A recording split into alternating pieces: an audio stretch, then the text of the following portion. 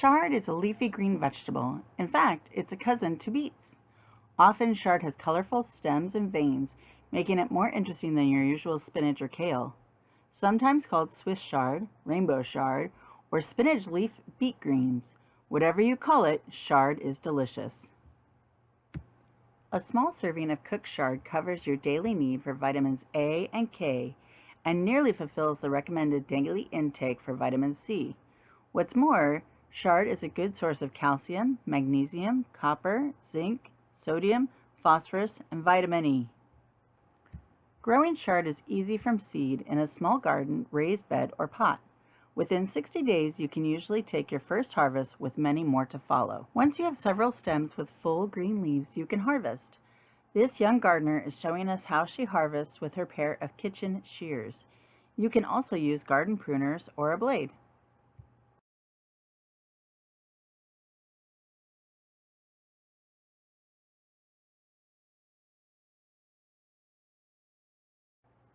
For today's recipe, we'll only be using the leafy parts, so she's cutting off the extra stem to put right into the compost bin.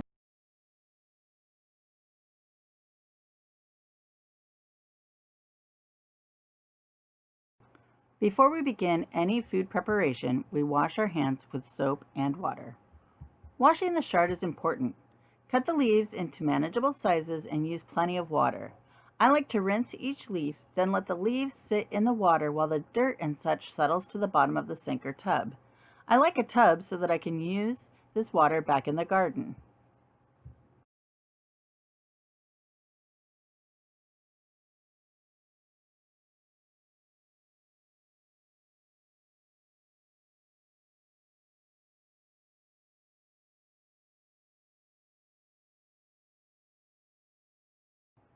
Before cooking the chard, it's good to dry a bit. A salad spinner is an excellent tool for the job.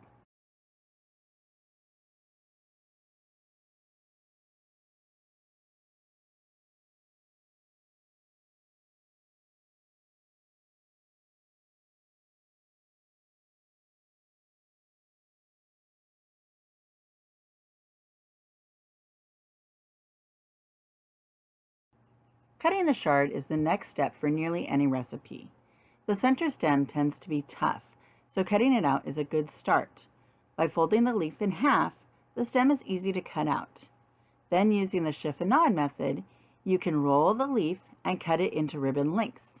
For this recipe, we'll want short bits, so we'll cut the roll lengthwise first and then into ribbons. This same technique works well with kale and other greens.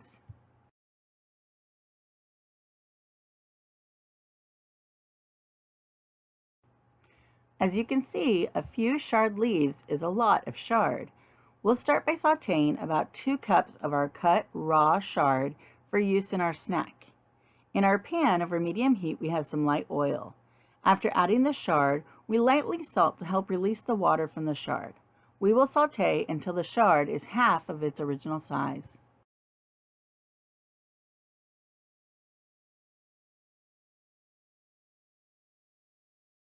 The rest of the chard you've cut up can be used for other recipes.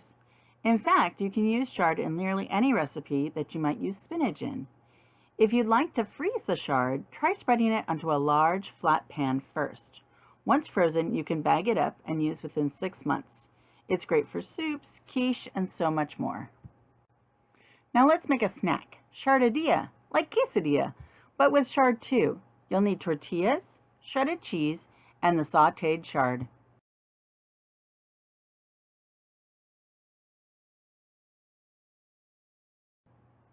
Begin by warming 1 tortilla in the pan over medium heat. Then add approximately 1/8 cup shredded cheese to the tortilla. Next, sprinkle on the chard and another 1/8 cup of shredded cheese and another tortilla. The cheese helps the chard stick inside the tortilla. Now finish warming it all the way through.